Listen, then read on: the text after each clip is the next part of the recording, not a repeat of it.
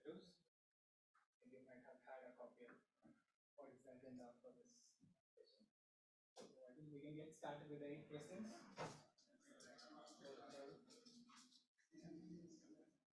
First question, what are the fundamental security objectives that age assurance must prioritize, and how do these objectives vary across different industries and applications?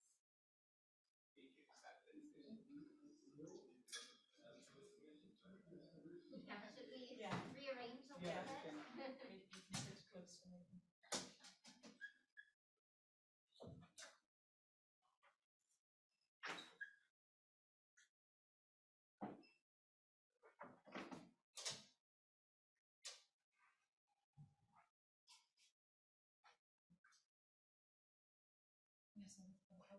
Yes, first thing would be to protect children as age assurance comes. I'm not sure if that would be should be the only thing.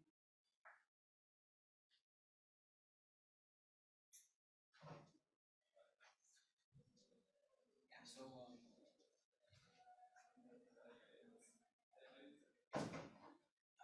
I think what ISO ISO's current draft states is that yeah, of course, the objective of any insurance is protecting children and small children. I'm also because of that they are saying they want all of them to be achieve the confidence that machine makes. Finding authenticated determinations to detection of the freshness of evidence by relying party, prevention of the forwarding evidence by a relying party to another relying party, memorization of an age-related attribute by a relying party. Just ask, are you from the relying party? Where do you sit in the grand scheme of things? I'm the engineering tech lead of the age assurance team at Google, so we're kind of in an interesting middle ground where we both consume age assurance from other providers, but also have some of our own internally built systems. I'm coming from an age assurance squad. Oh, right. I'm from Veritas. We're also age assurance. Yeah, right. We were trying to In terms of security, I think there's a few different concerns that I'm aware of. Some of it is just the attacks of being able to spoof the system and prove you're overage without actually being overage. I think there's a lot of things in that space. The easiest one, I think, is a social engineering attack where you just get somebody else to prove age for you. But there's also things that I think people are looking into with, for example, using AI to do a deep fake of a selfie video or anything that uses selfie video, for example. Fake IDs are another example. I think there's also the security of the data once it's collected. Obviously, a lot of age assurance systems, they collect a lot of personally identifying information, like copies of IDs. And from that perspective, I think there's a question of how much data ends up centralized in one place, what the risk vectors are for access to that data. And then also potential linking and traceability of if you have centralized solutions, are they able to build a picture of a bunch of different things that the user is doing and sort of centralize knowledge about an individual person that today isn't linked together. For example, if you have a central solution and it tracks each different place that age is requested from, you might learn, this is a user that uses Pornhub, but also they use this banking system and they use, etc.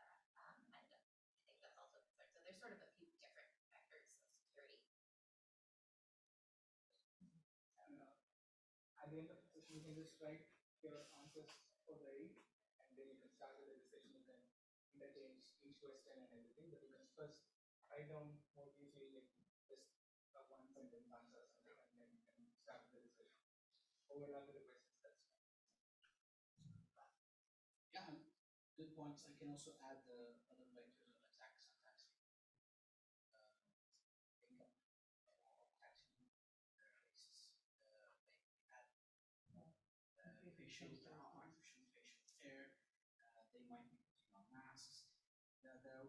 I second you. There's this potential to establish a profile of a person and also transmitting that data to some other entity without the consent of the person. As you said, also as Tony, the other group said, what if your age assurance system knows that you've been gambling and the gambling information gets passed to the bank for credit score?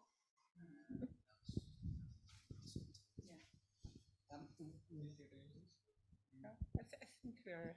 Yeah, for the Zoom participants. Oh, there is someone online. Oh, right. Okay. If anybody knows on the online team, this confidence, this item of confidence in the man-machine interface, and what was the intended? If anybody is working on the standards, does it mean the accuracy of the system? So so in this paper I'm holding, apparently in this ISO 27566, following security. There's someone in Christina. Okay. Just saying hello. Yeah. Hello, Christina. Yeah. So they say following security objectives have been identified. Confidence in the man-machine interface, which is questioning. The others are binding of an age-related determination attribute to the correct individual. That's the social engineering that we're talking about. Detection of the freshness of an evidence by a relying party. There we talk about deepfakes and other spoofing attacks. Prevention of the forwarding of evidence by a relying party to another relying party. So that's transferring your gambling activity to the bank. And memorization of an age-related attribute by a relying party. So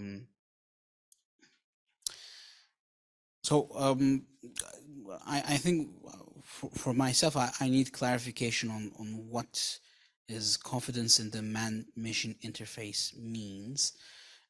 Maybe it's about the accuracy of the age estimation, or perceived ease of use, or what would you say about that? I think my personal read on that, which I am not directly involved in drafting the standards, but it's more about the security of an individual method. For example, let's say you're taking a selfie to estimate your age. Are we sure that the video stream from your camera on your phone isn't being manipulated in some way? Are we sure you're not injecting data into your camera versus taking a real live picture of yourself? Similarly, if you're uploading a photo of your government ID, is there a way to ensure, for example, that it is a live photo rather than, oh, I pulled the first picture for Missouri driver's license off the internet, for example?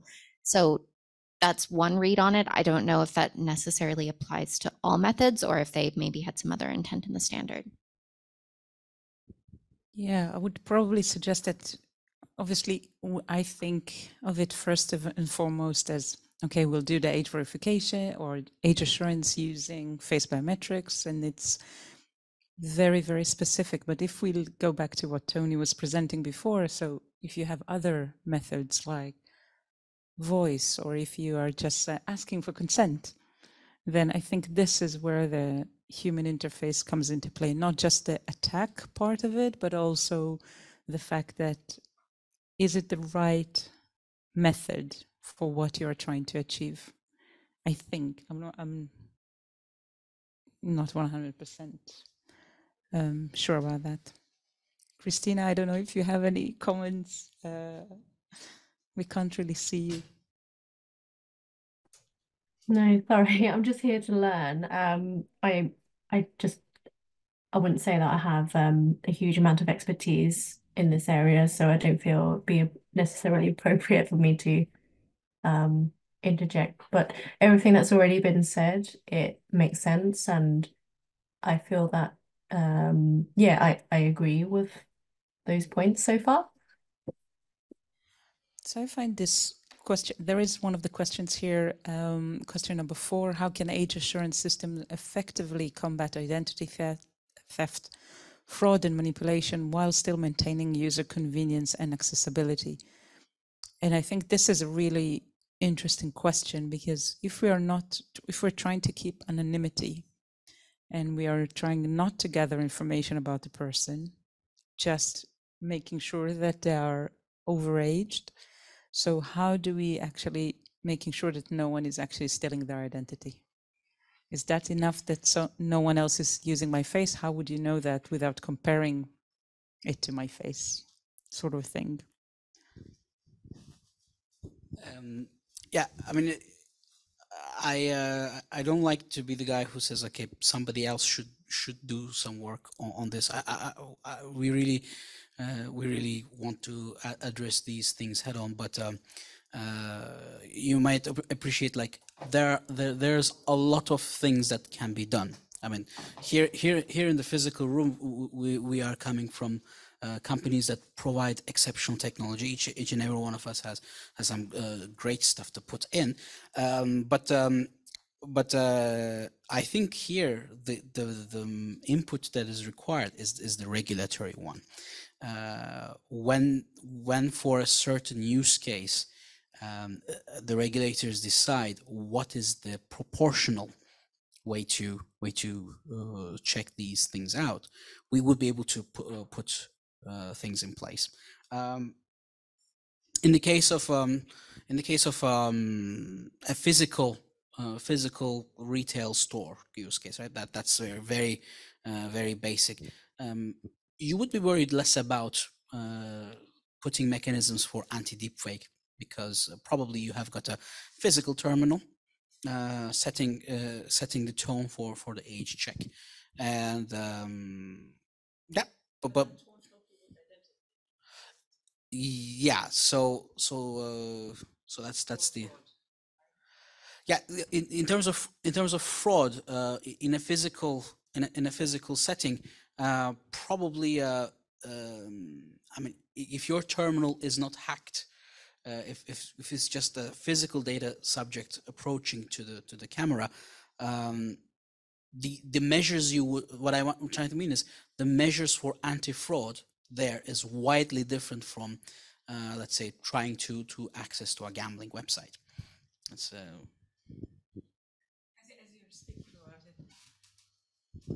I think that what's really, really interesting is maybe to differentiate between the type of fraud and the type of use that is being done with identity theft. Because if we're looking at fraud, so of course we have the friendly fraud. So me saying that I'm over 18, or, you know, or a child saying that they're over 18, using their parents' credentials, date of birth, or whatever ID even, right? If they look enough alike, that it's sort of require specific measures, and maybe then our technology can help, right? It could be maybe easier, but if someone is creating something completely new with their my information but not my face, for example, then it could be a bit more complicated if we're just relying on age verification. So I'm not really sure how, you know, obviously one of the options here is always just to compare all the faces, just to do a big sort of search and compare between all the different users, and then to see if someone has been using the same identity over and over, or the same face over and over again. But that will be, I think, quite a big breach of customer rights, maybe, or maybe not. Because if I consent that my photo, if I've just agreed that by accessing this website, I'm letting them do anti-fraud measurements, then maybe we're covered. I don't know what you guys think.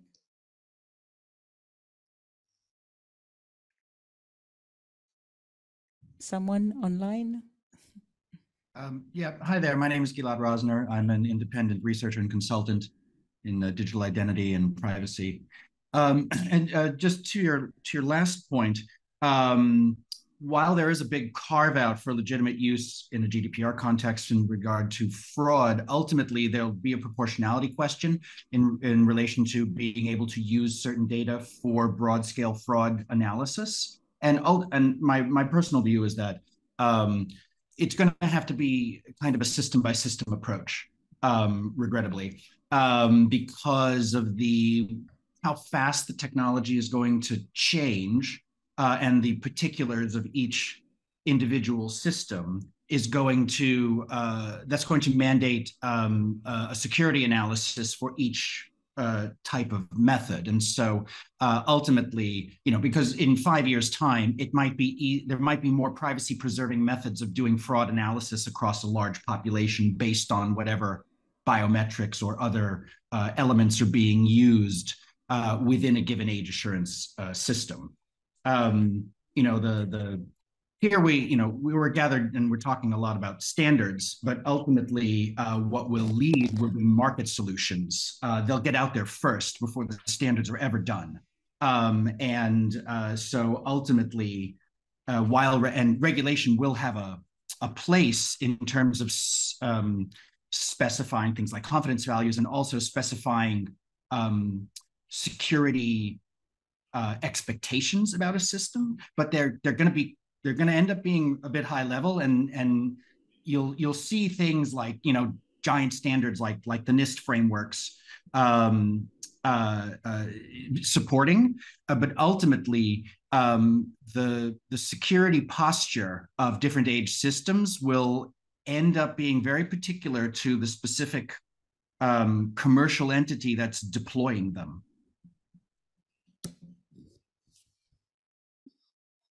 Yeah, I totally agree with that. It has to be sort of case by case. And do you think that the ISO actually needs to come into play to that? Do you think that should be one of the concerns?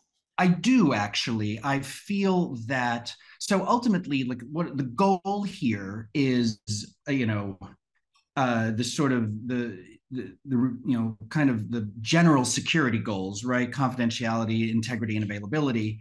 And more broadly, we don't want systems to leak. We don't want correlatability. We don't want data to be able to be altered. And so it feels that, to me, like that the ISO standard will have to do some heavy lifting in regard to giving a number of specifics for security goals for the system. But they will all circle this idea of the system shouldn't leak. It shouldn't, and this relates to, as Tony mentioned in the opener at 10 o'clock, that you have these terms out there: unlinkability, untraceability, untrackability, and variations thereof. There's going to need to be a set of goals, but it's like the standard will have to have affordances for those types of things without necessarily mandating it. For example, we know that the CNIL wants a completely unobservable a triple blind age system, which is fantastic, but not everybody's going to take that up. Not every country is going to get on board with that idea. And so the standard needs to sort of normalize the idea of particular security goals that are particular to an age system that will look a lot like identity systems. My view is that nearly all of the security goals that we talk about for age systems are just a subset of the security goals we talk about for identity management systems, because age is just an attribute. And attribute management is an old function of identity systems. Ultimately, it should be more general identity management threat analysis and security questions that should be leading the threat considerations for age systems.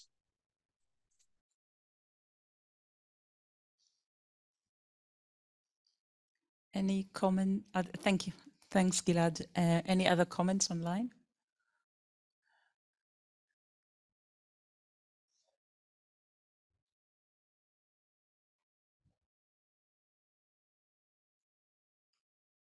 Okay, so I think we can move to question 5. What strategies should age assurance systems employ to ensure resilience against sophisticated attacks and evolving threat landscapes? For me, I think, Gilad, you were sort of touching on that before, that technology changes constantly, and so are the fraudsters. So they advance the technology as well. So I believe that the standards should be on one side high enough to assure that the prevention, so no injection attacks or different types of attacks. So we want to minimize that as much as possible without actually limiting the development of technology, at least for because we know we can't really limit the fraudsters. So how can we actually not limit the vendors by setting the standard? So enabling them to continue, develop and progress technology. Hi, Gila again. I got a comment on that, which is I think that there's a good example in the voice authentication, where this is not an age technology; it's for voice printing. But if you look into the what's going on in relation to people talking about voice spoofing and attacks via a voice authentication subsystem. At this stage, it's a bunch of academics talking to themselves and maybe a little bit to industry. And I see that as an example of how things will proceed. I don't think that there's any chance that the standard would ever hamper innovation. Innovation, in its very broad, multicolored sense, will just happen. People are going to make systems, and they're going to be better or worse. That the commercial market again is racing ahead on this, and they're gonna be out there building stuff that might have good security characteristics or might not. We've already seen, again, in the voice authentication market, banks are starting to deploy voice authentication, and we found they are, with AI clones, they are now too easy to break. And this will always happen. Entities will get out there first with products. Those products will be good or not good, and fraudsters will find ways to break them. But I don't think there's any worry that a standard that is trying to sort of support the good will have any real effect on innovation in the market.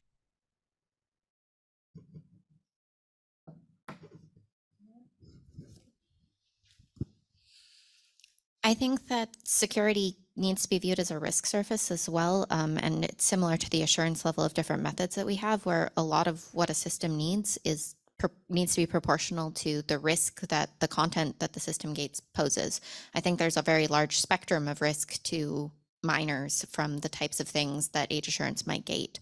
And you look at some of these sophisticated attacks, for example, and I'd say that a 5-year-old is less likely to be able to carry out a sophisticated attack than a 17-year-old. And I think there's also a spectrum of risk based on the age of users to some extent, where we perceive much more risk to younger minors. And the ability to carry out a sophisticated attack in and of itself is some form of age assurance, which is kind of interesting. So I don't think there's necessarily a one-size-fits-all solution here, because it almost is more specific to the given risk surface of a given platform. I mean, when we start to talk about, bordering on the theme of cybersecurity, we have to acknowledge that it's an infinite game, as everybody touched on the subject a little bit, which means if the standard has a very strict definition on what must be achieved, that will become old quite fast, and it might not be productive. Instead, the standard should be defining a more organizational attitude or organizational behavior attitude on having a constant survey of potential attack vectors there. Again, your comment also touches on the proportionality aspect of it. So, yeah.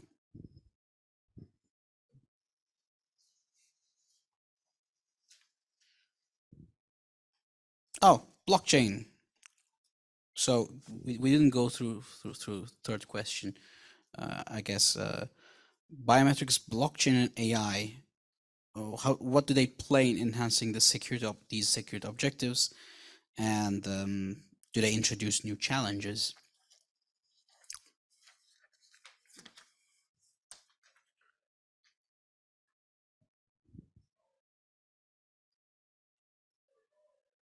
Hi, Gilad again.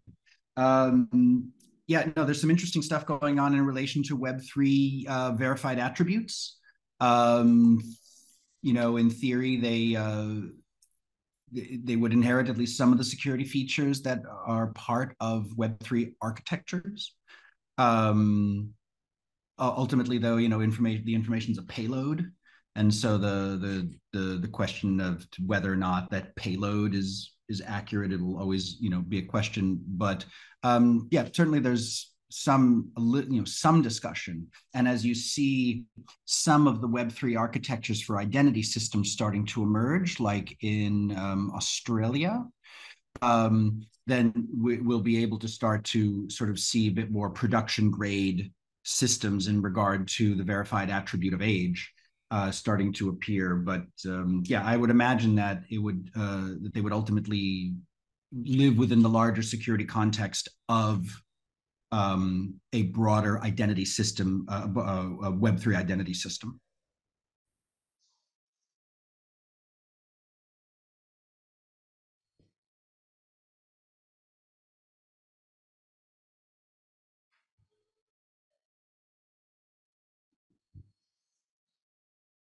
I guess blockchain is a touchy-feely subject as well, because when we talk about blockchain, we also think about platforms, technologies, distributed ledgers, where people use for financial speculation, and how would that fit in a in a decentralized ID verification? Maybe it's a very pedagogic point to be made, but you have sort of specific emerging architectures. Like, for example, if you look at the EIDAS wallet, which has to be able to take advantage, which is required to be able to take advantage of W3C and OpenID based verifiable credentials. Those verifiable credentials are natural carriers for age.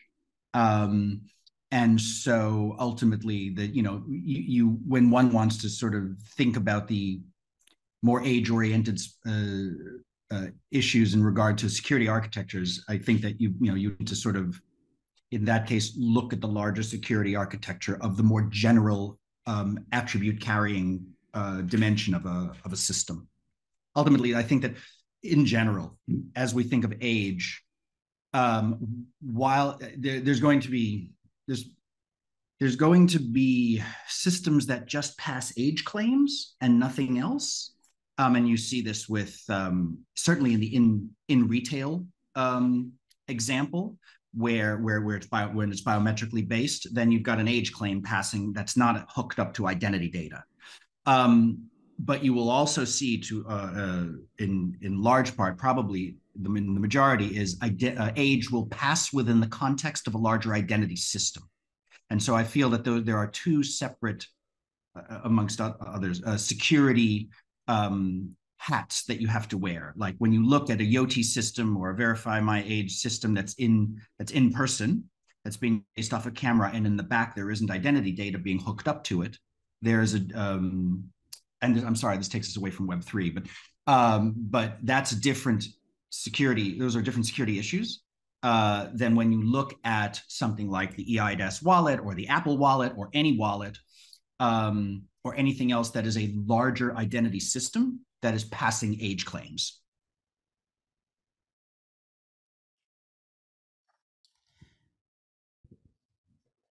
I think it's sort of brings us back to what is the use case and what actually the attributes that we do need in each and every use case specifically. And I think, again, Gilad, you sort of touched on it, because if we just look at the age attribute and we don't want to see anything else, yes, it could be anonymized and maybe it's not really interesting in some cases. If it's in blockchain, do you actually need maybe to keep some of the other identifiers, like, I don't know, other that are not necessarily relevant for the person, but maybe to the system? So it's very much depending on the use case and the level of security and the level of assurance that we would want regarding the age. And I would see it more as with technology, with advances of technology, we could have additional levels maybe in the future. Yeah, I completely agree with you. I mean, what's historically, the place where age has reliably been done in a remote context is gambling, because of the heavy KYC requirements and the way that gambling is a vector for money laundering. And so but the reason that age could be done there without, and in a robust way, is because they're passing a ton of other identity information. Because the point is not that, yes, they're trying to screen for age, but really the main point of the KYC is because of money laundering.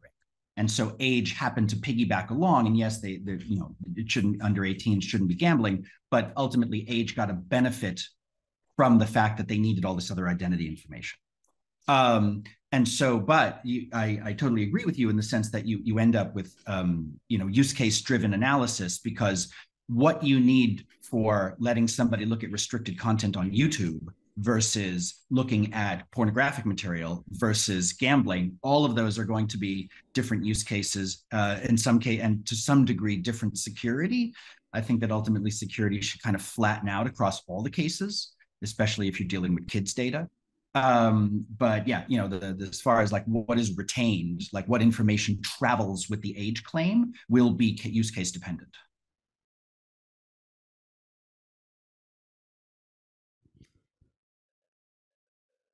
Yeah, and I think that leads us very nicely to sort of question number 7.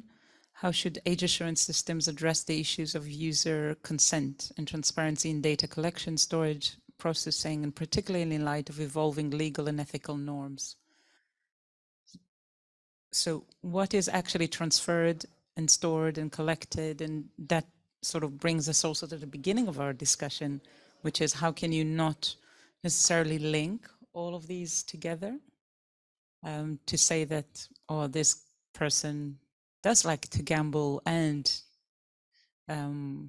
maybe is not the most trustworthy person to lend money to.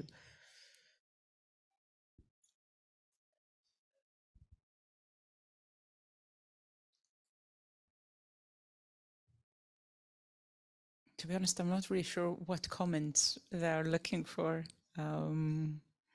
here.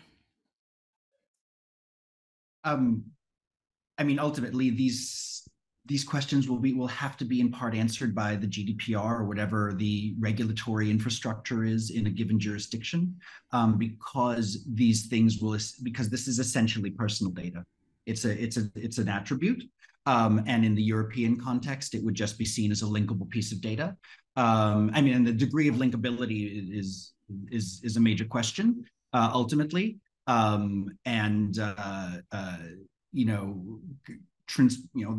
These elements, consent, transparency,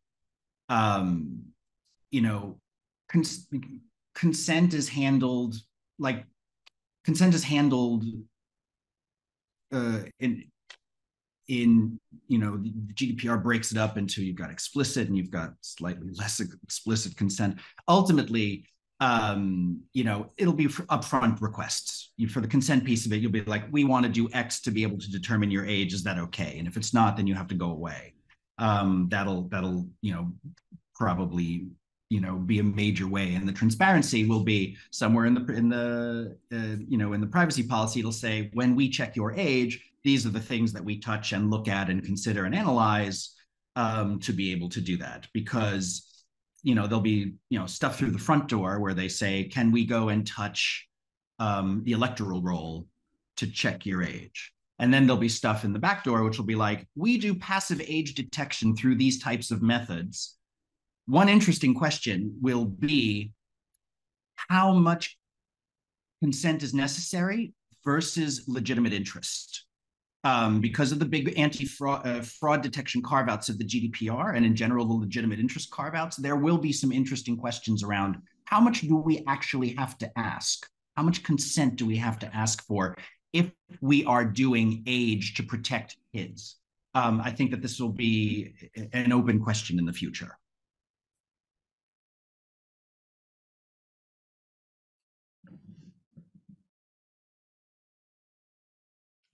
Great. Just a quick time check. We have 10 more minutes for the session. We can address the rest of the questions.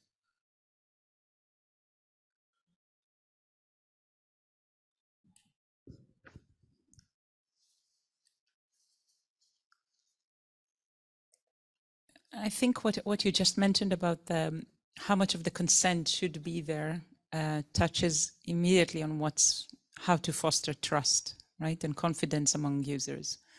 Because if you are really transparent in what kind of information you are keeping, and why are you asking specific questions? For example, why are you doing a full IDV? I don't know, to play a game that is okay for over 13. Let's assume with that sort of as a use case. So if you're fully transparent on that one, then you will encourage trust. I'm not sure if all of the websites are as transparent of what they're keeping, why, and so on. And I don't know if people are actually looking, or let's say, I know that the majority of people don't actually read the terms and conditions to go into that detail to understand. So a lot of the mistrust comes, I think, from that. And how can you effectively communicate these measures to the public? I normally don't tend to say, oh, we should educate the public, because, yeah, it's a little bit like, I don't know.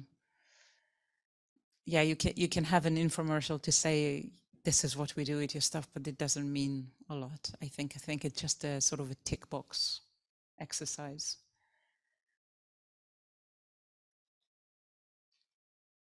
Yeah, I'm with you. I think that trust is a completely overrated concept in this environment.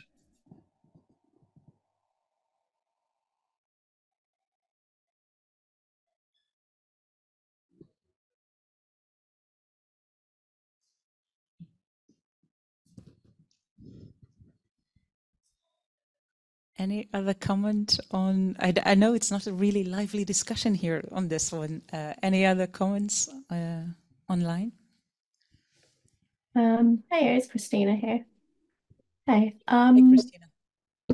I sort of feel that, I know you've all just sort of commented and said trust is maybe a bit overrated. But I think maybe it's about education in the public space, because a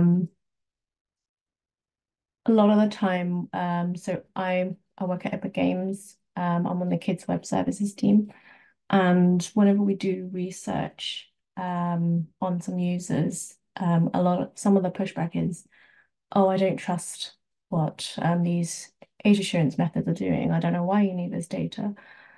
But once there is a bit of understanding around that, um, the users are a bit more forthcoming, I guess. I guess, yeah, similar to how I guess banks would might have campaigns with their customers, educating customers and saying, hey, we never ask for your bank details over the phone. We never call you to ask for personal information. And I think there's a bit more understanding in the general public about that specific scenario. So maybe as a collective, it's about educating the public about why are we asking for this information, which then helps alleviate any mistrust or maybe misunderstanding as well. Because let's face it, the general public doesn't have a lot of trust in these technologies. I myself am very cautious about signing up for things because I don't want to be handing out my information all the time. And that's not even where, in the context of age assurance, that's not even the context of, oh, I need to prove my age for using whatever site or to make a purchase for whatever. So yeah, sorry. I hope that makes sense.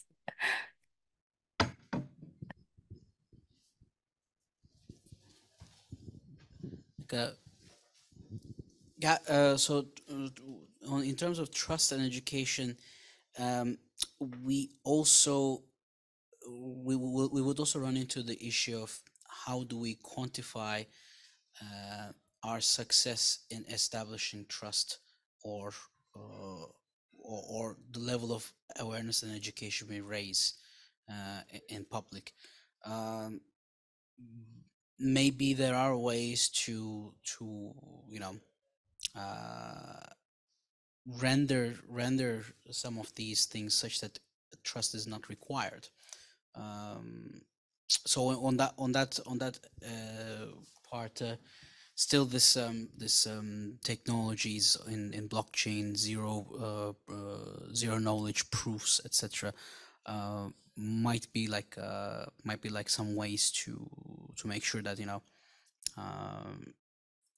maybe the end user interacts with the system in such a way that they do not feel that they have to place some trust to whatever system they're using. Again, I might be a bit too abstract because I'm not really well acquainted with the underlying tech there.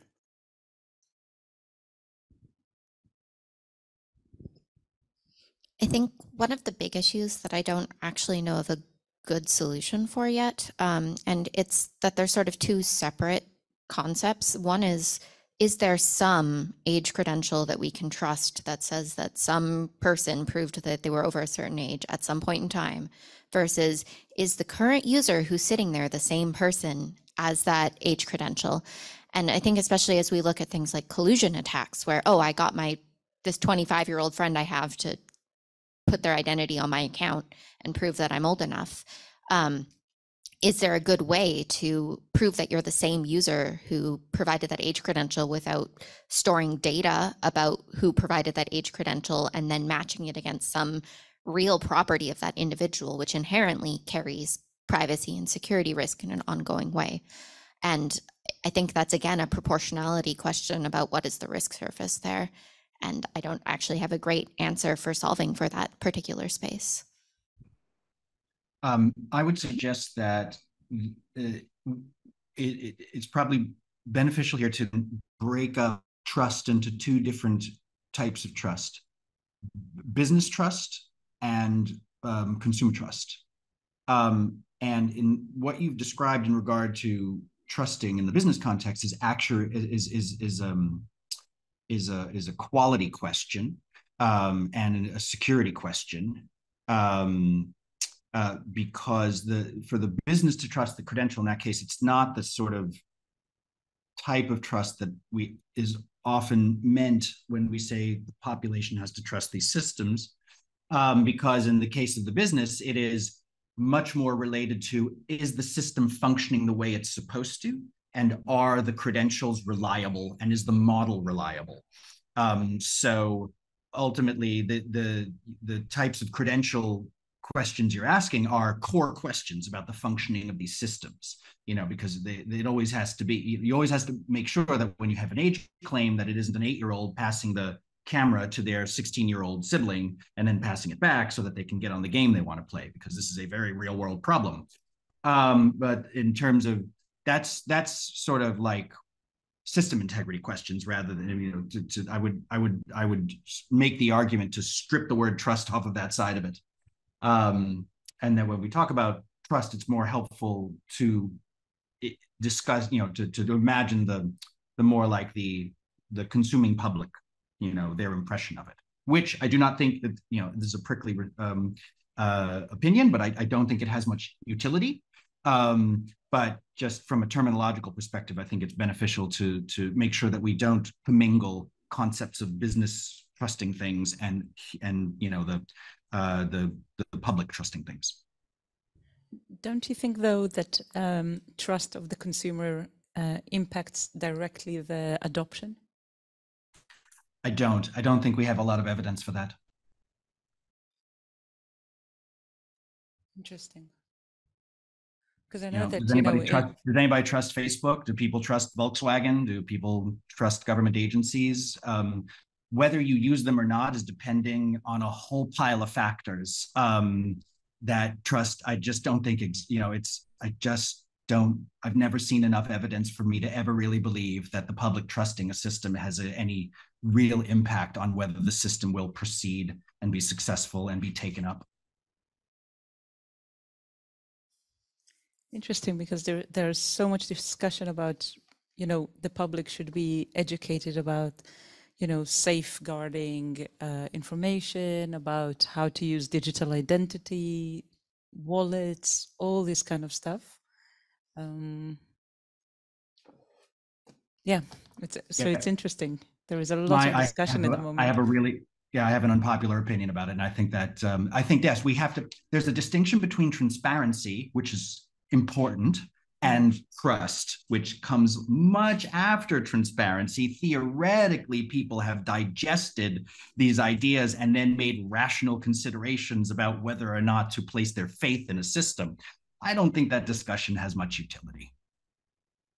No, because normally it will be, I just need the service, so we'll do whatever they want. Or I want the service, let's say. Yes, or I'm choosing the service because of its price, or I'm choosing the service because I don't have a choice. It's a critical service. Yeah.